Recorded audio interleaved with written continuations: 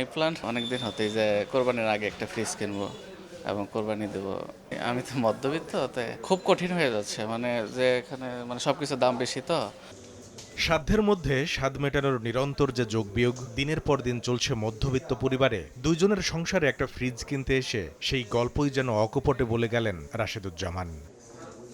আয় বাড়েনি, বেড়েছে ব্যয়, এমন বাস্তবতায় মূল্যস্ফীতির চাপ যখন আসছে পৃষ্ঠে, তখনও আসছে কোরবানির ঈদে প্রয়োজনের তাগিদেই ফ্রিজ কিনতে যেমন আসছেন রাশেদুজ্জামানের মতো মধ্যবিত্তরা, তেমনি আসছেন জেরিনের মতো সচ্ছলরা।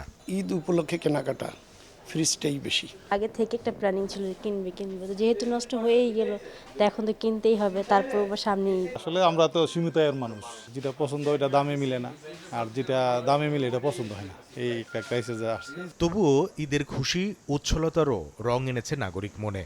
উৎসব আয়োজনে তাই একটু ভালো থাকার টানে অনেকেই এসেছেন ওয়াশিং মেশিন, টিভির মতো পণ্য কিনতে। খুঁজছি বেসিক্যালি ওয়াশিং মেশিন, যে প্রাইসটা আছে সেটার সাথে ঈদ অফারের জন্য একটা তারা ডিসকাউন্ট আমাকে অনার করেছে। টিভিটা আমার অনেক দিন ধরে নষ্ট হয়ে গেছে, কিনি করে কেনা হচ্ছে না, তবে আজকে দেখতে আসলাম। এর আগে আমি টিভি নিয়েছি এদের এখান থেকে, বেশ ভালো, আর একটা অফারও দেখলাম, বেশ ভালোই ডিসকাউন্ট দিচ্ছে।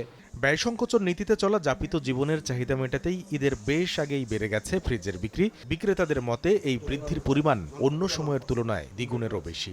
বছর ব্যবধানে ক্রেতার বাড়তি ব্যয়ে বেড়েছে নানা ব্র্যান্ডের টিভির বিক্রিও। আলহামদুলিল্লাহ মোটামুটি ভালোই যাচ্ছে, কিছুদিন গেলে আমাদের সেলটা আরও বাড়বে। ডিসকাউন্টও ভালোই আছে, যে এভারেজে 10% ম্যাক্সিমাম প্রোডাক্টই আছে। 14% পর্যন্ত ডিসকাউন্ট চলছে, বিভিন্ন ব্যাংকে ক্যাশব্যাক অফার আছে। গত বছরে যে আমাদের ফ্রিজের যে সেলস কন্ট্রিবিউশন ছিল সেটার থেকে আমরা অ্যাটলিস্ট 30% আমরা আরও গ্রোথ পাবো এই বছর। আমি যদি নর্মাল মাসে ধরেন 80টা থেকে 90টা ফ্রিজ বিক্রি করতে পারি, এখন এটা 200, 250, 300 অনেক সময় মানে ক্রস করে ফেলে এই ঈদের সময় ফ্রিজটা।